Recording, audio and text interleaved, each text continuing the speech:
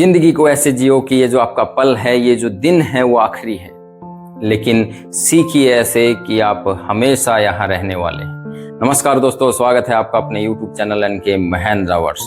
दोस्तों, मैं आज फिर हाजिर हूँ आपके सामने एक प्यारी सी कहानी को लेकर।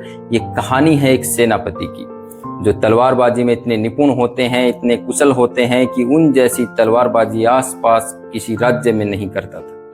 यहाँ तक कि बड़े बड़े युद्ध राजा को उसने अपने बलबूते पर जिता रखे थे। राजा भी उसका बड़ा सम्मान करते थे और जो भी वो कहते उनका कहना भी मानते थे। राजा ने उन्हें जितने भी राज्य में सेनाएं थी उनका सेनापति नियुक्त कर रखा था। एक दिन सेनापति बैठे बैठे सोच रहे थे कि मैं भी बूढ़ा होता जा रहा हूँ और मेरे अंदर ये जो कला है, ये जो विद्या है, क्यों ना मैं किसी दूसरे को सिखा दूं, ताकि मेरे मरने के बाद मेरे राज्य में ये विद्या काम आ सके, मेरे राज्य की रक्षा कर सके। वो राजा के पास जाता है और कहता है कि महाराज, मेरे मन में एक इच्छा है, मैं किसी न किसी को ये अपनी तलवारबाजी की जो विद्या है वो सिखाना चाहता हूँ। अब राजा ने कहा कि जैसी आपकी इच्छा। राजा ने पूरे राज्य में कहलवा दिया कि जो भी तलवारबाजी सीखना चाहता है वो सेनापति के पास आकर सीख सकता है। राज्य में बहुत सारे शिष्य सेनापति के साथ तलवारबाजी सीखने लग जाते हैं और उनमें एक शिष्य ऐसा होता है कि वो बहुत ज्यादा निपुण होता है, एक्स्ट्रा ऑर्डिनरी होता है।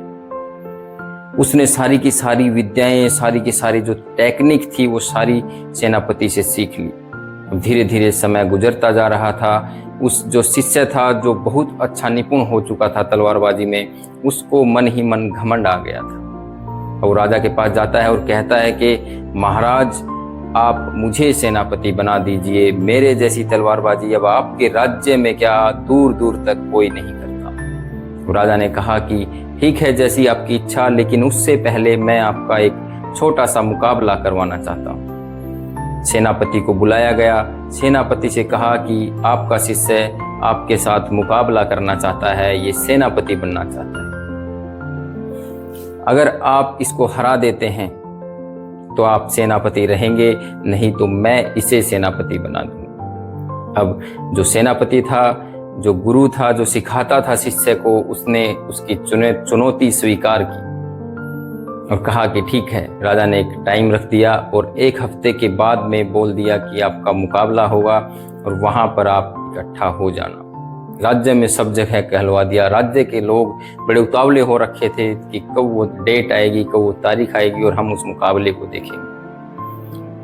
अब ये चुनौती स्वीकार करने के बाद में शिष्य के मन में ये आया कि कुछ न कुछ गुरु ने मुझे नहीं सिखाया। सेनापति ने कुछ ऐसी चीजें रख ली अपने पास जो मुझे नहीं सिखाई, तभी तो ये चुनौती स्वीकार कर ली, नहीं तो वो बूढ़े हो चुके हैं, वो ये चुनौती स्वीकार ही नहीं करते। उनके मन में हमेशा ये बात, वो जो सोते तो उसके मन में ये रहता कि पता नहीं क्या चीज़ है वो जो गुरुजी ने मुझे नहीं सिखाई।